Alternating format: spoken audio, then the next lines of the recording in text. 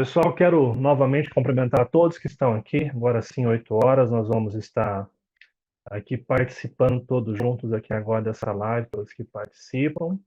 Eu quero deixar alguns recados rapidamente para você.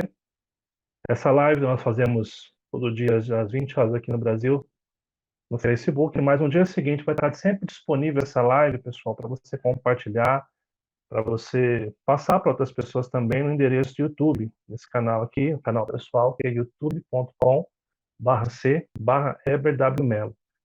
No dia seguinte, a gente sempre coloca essa live compartilhando aí. Então, todas as lives que a gente fez, a gente também coloca no YouTube depois, no dia seguinte, ou no máximo 2 dias. Inclusive, aquela live que a gente teve sábado passado com o Dr. Wesley, né?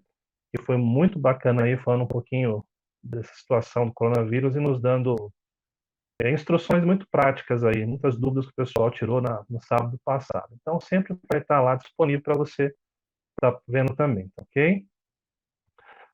Aqui eu quero cumprimentar os irmãos que acabaram de chegar aí, pessoalzinho, a Débora, o Sérgio, Deus abençoe vocês. Já aí, 6 da manhã, né, gente? Deus abençoe vocês aí, tá bom? Sim, Ney, você, Otávio, é uma pessoa muito especial e querida, né? Um exemplo de alguém que ama o Senhor aí e tem se dedicado a Deus aí. Deus abençoe a família de vocês também. Pessoal, nós vamos então dar início aqui à nossa devocional hoje. Hoje, sexta-feira da Paixão aqui. E o tema que eu gostaria de trabalhar com vocês é além da sexta-feira da Paixão. E para trabalhar aqui nessa pastoral, eu gostaria de pedir a você que abrisse a sua Bíblia na carta de Paulo aos Coríntios, a primeira carta de Paulo, no capítulo 15, dos versos 1 ao verso 10. Abra a sua Bíblia, nós vamos estar conversando um pouquinho sobre este tema nesta noite.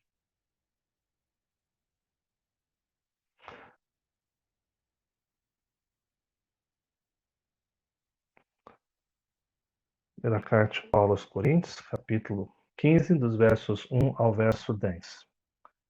O que é importante nós salientarmos aqui e colocarmos aqui logo de primeira, amados. Nós estamos hoje em um momento em que a maioria do povo brasileiro, principalmente nosso feriado aqui hoje, comemora a Sexta-feira da Paixão. A Sexta-feira da Paixão, ela é considerada como um dia de se lembrar do sofrimento de Cristo, da sua morte, daquele tempo que ele fica pendurado naquela cruz e vem morrer pelos nossos pecados. Depois o sábado é o sábado considerado um ano de luto pela morte. E no domingo, domingo da ressurreição ou o domingo da Páscoa, como nós consideramos. E é interessante que muitas pessoas guardam esses dias com muito cuidado, muito respeito. E nós aqui não estamos tentando trazer nada que diz respeito às pessoas, mas apenas uma reflexão para que a gente possa perceber que quando nós falamos de Cristo, quando nós falamos do sacrifício de Cristo, nós não podemos limitar a nossa consciência, a maneira que nós encaramos as coisas, simplesmente como um dia. Nós não podemos reduzir tão grande mensagem do Evangelho a apenas um dia ou uma semana de observância. Por isso eu gostaria de mostrar para vocês hoje o que o apóstolo Paulo fala a respeito deste Evangelho, que o centro dele é a pessoa de Jesus Cristo. A sua morte, a sua ressurreição são pontos centrais da nossa profissão de fé, daquilo que nós cremos. Eu não vou ler o texto todo, eu vou ler apenas os 10 versículos, mas eu não vou fazer leitura para depois voltar. Então, você fica com o olho aberto, nós vamos lendo e conversando sobre o texto, aquilo que o apóstolo Paulo vai nos ensinando. Nós começamos então aqui no capítulo 15 de 1 Coríntios, o verso 1 e verso 2 nos diz o seguinte: Irmãos, venho lembrar-vos o evangelho que vos anunciei, o qual recebeste e o qual ainda perseverais. Por ele também sois salvos, se retiverdes a palavra tal como vou-la preguei, a menos que tenhais escrito em vão. O apóstolo Paulo começa a sua carta com uma exortação em amor aos irmãos de Corinto, lembrando que este evangelho que ele havia anunciado deveria ser o evangelho que esses irmãos estavam perseverando ainda. Agora, ele fala sobre essa perseverança, ele diz respeito à continuidade, a professar não somente de palavra, mas que com a nossa vida a gente possa refletir esse evangelho em todas as circunstâncias da nossa vida. Não é um evangelho simplesmente para os dias bons, Não é um cristianismo simplesmente para quando todas as coisas dão conforme nós queremos, mas é um evangelho que se manifesta na nossa crença em todos os momentos da nossa vida.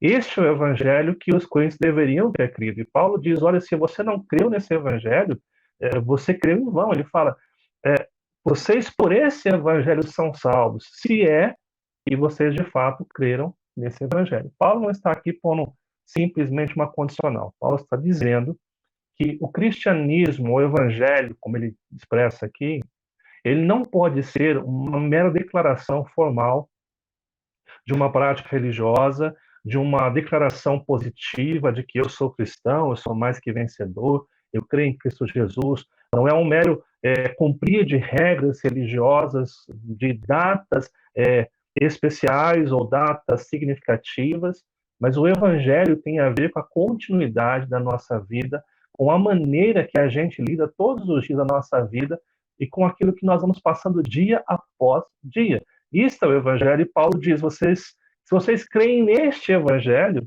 de fato, vocês não creram em vão, e ele tem salvado a sua vida.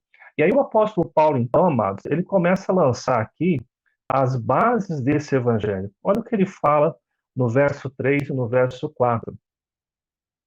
Antes de tudo, vos entreguei o que também recebi, que Cristo morreu pelos nossos pecados, segundo as Escrituras, e que foi sepultado e ressuscitou ao terceiro dia, segundo as Escrituras. Primeiro, Paulo deixa bem claro que este evangelho que ele está falando aqui não nasceu da sua intelectualidade, da sua maneira de ver as coisas. Esse evangelho nasce, sim, da vontade de Deus. Ele havia recebido esse evangelho dos apóstolos e ele, como apóstolo do Senhor agora, apóstolo dos gentios, ele está transmitindo esse evangelho para outras pessoas.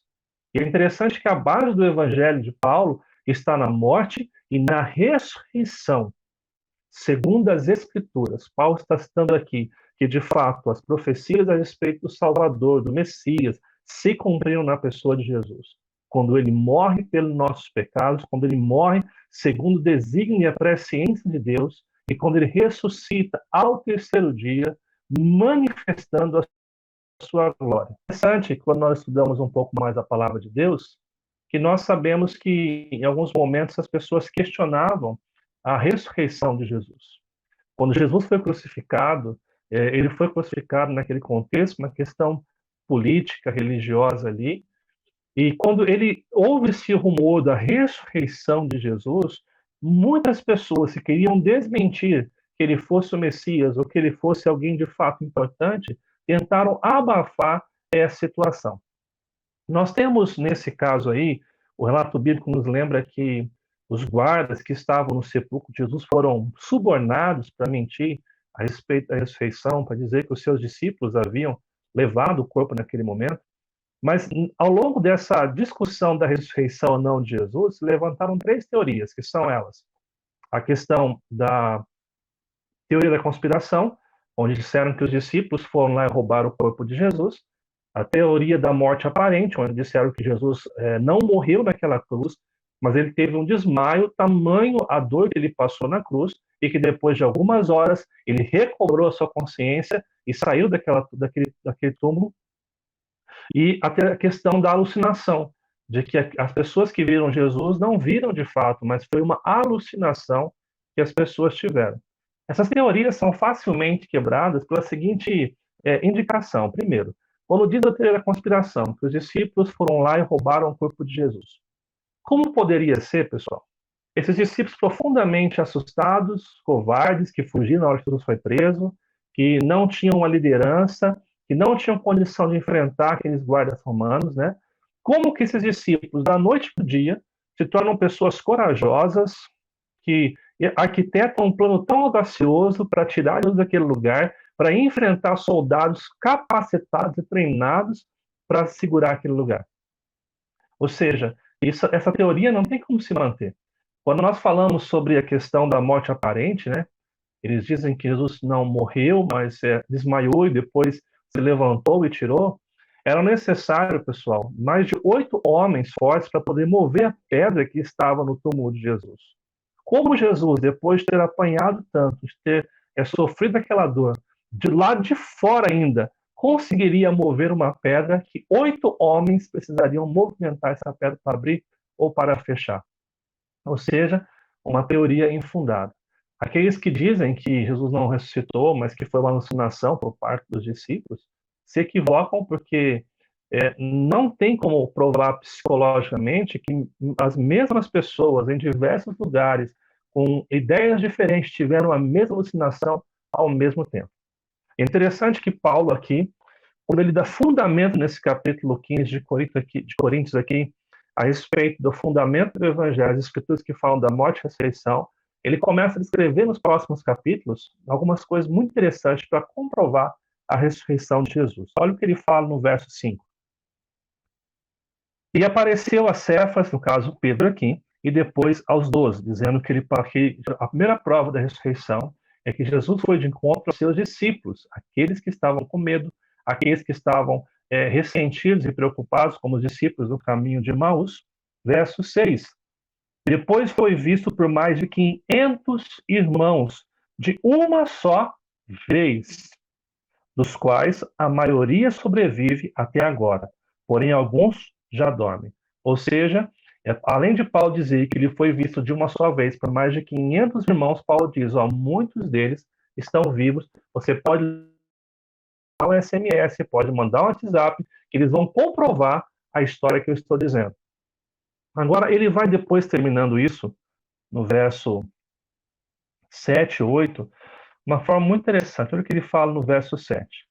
Depois, foi visto por Tiago, mais tarde, por todos os apóstolos. E, afinal, depois de todos, foi visto também por mim, como um nascido fora do tempo. Interessante você notar por que o apóstolo Paulo cita aqui Tiago e depois ele cita a si próprio, o apóstolo Paulo aqui. Primeiro, o Tiago aqui escrito em Coríntios é o Tiago, irmão de Jesus. E nós estudamos as Escrituras, sabemos que Tiago, ele mesmo não cria que Jesus era o Messias.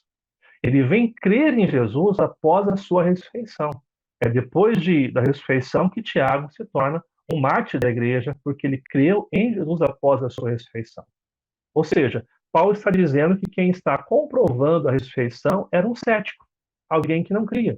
E o próprio Paulo se descreve como aquele que nos apareceu para ele e comprovou. E é interessante porque Paulo era o perseguidor da igreja. Ou seja, Paulo, como um perseguidor da igreja, não tinha nenhum interesse em dizer que a ressurreição de fato acontecera. Ou seja, Paulo ele começa mostrando que Jesus, a prova da ressurreição, é que ele aparece para os seus discípulos, para mais de 500 irmãos que ainda estavam vivos, alguns deles ainda, e para aqueles que não criam, para aqueles que não tinham nenhum interesse em testificar ou comprovar a ressurreição de Jesus.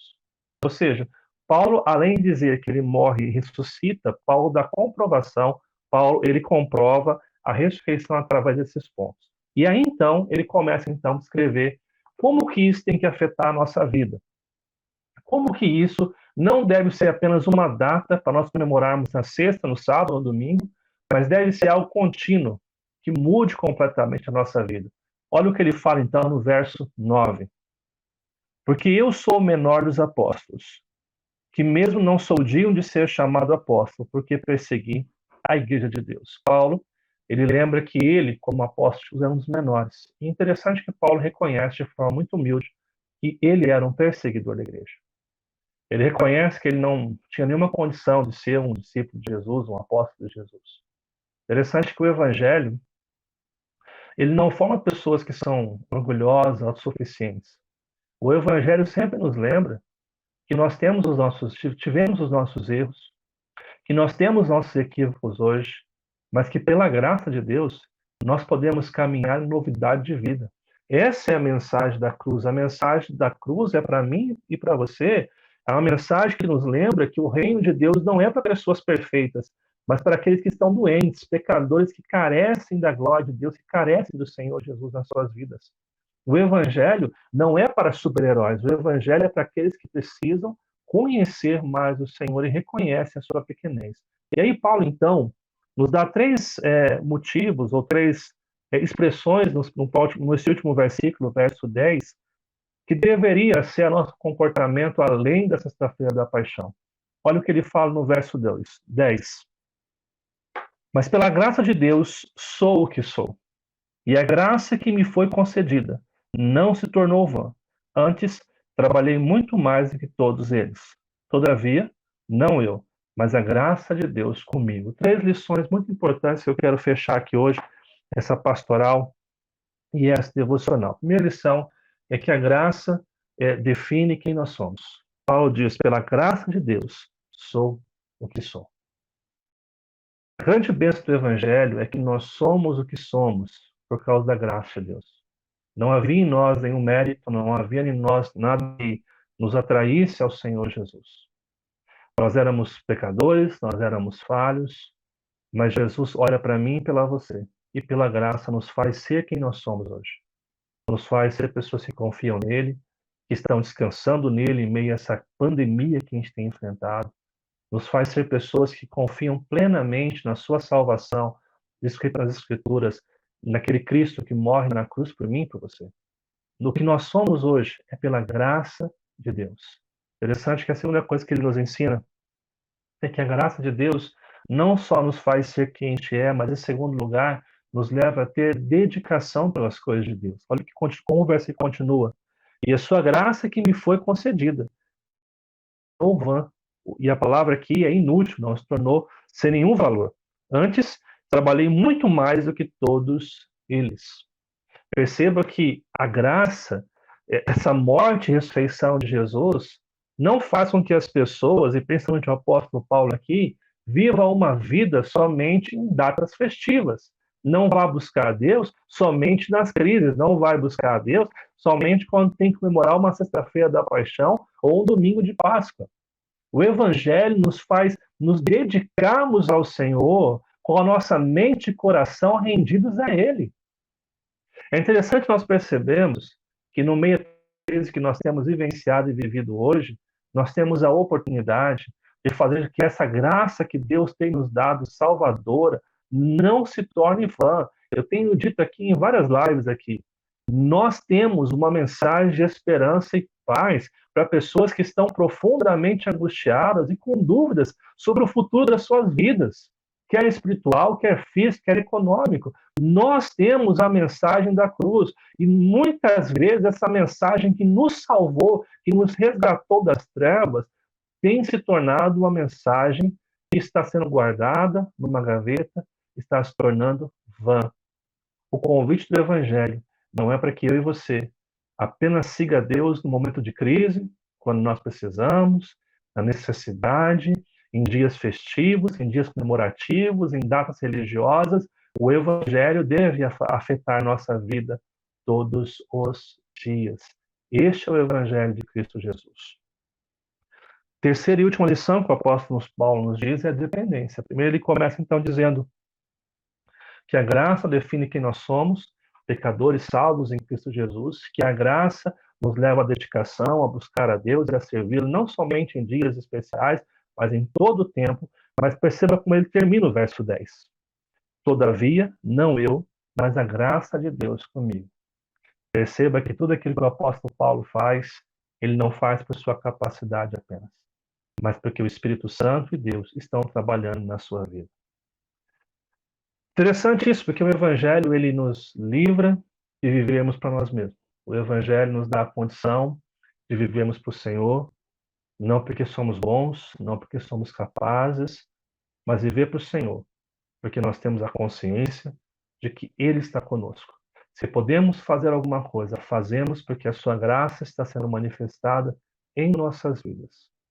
Por isso, amados irmãos, queridos que estão participando conosco dessa live aí hoje, a mensagem que nos fica desse texto, 1 Coríntios 15, dos versos 1 ao 10, é a mensagem que esse evangelho não pode se resumir a uma mera festividade, uma sexta-feira, de um domingo ou qualquer outro dia. Este evangelho não pode ser reduzido a coisa tão simplista, tão simplória. Esse evangelho tão transformador que mudou as nossas vidas, que transformou a nossa história. Esse evangelho é o evangelho de Deus, é o poder de Deus, tudo aquele que nele crê. É o poder salvador de Deus agindo em nossa vida. Este evangelho define quem nós somos, esse evangelho define a nossa dedicação ao Senhor, esse evangelho nos faz lembrar que somos salvos pela graça Isso não vem de nós, é um presente, é um dom de Deus, não de obras para que ninguém se glorie. Nós somos feituras de Cristo Jesus, criados, nascidos de novo através do Senhor Jesus.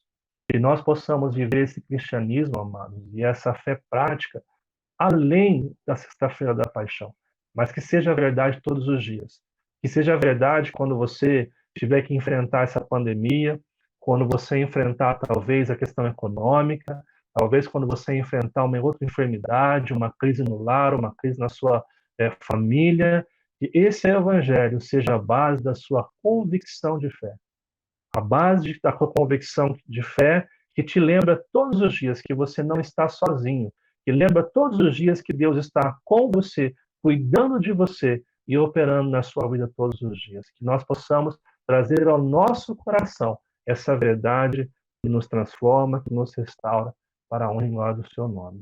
Que Deus abençoe sua vida, que essa palavra de 1 Coríntios 15, dos versos 1 ao 10, possa ficar arraigada em seu coração, para que se torne uma coisa prática todos os dias. Que Deus possa estar abençoando a sua vida, hoje e sempre, em nome de Jesus.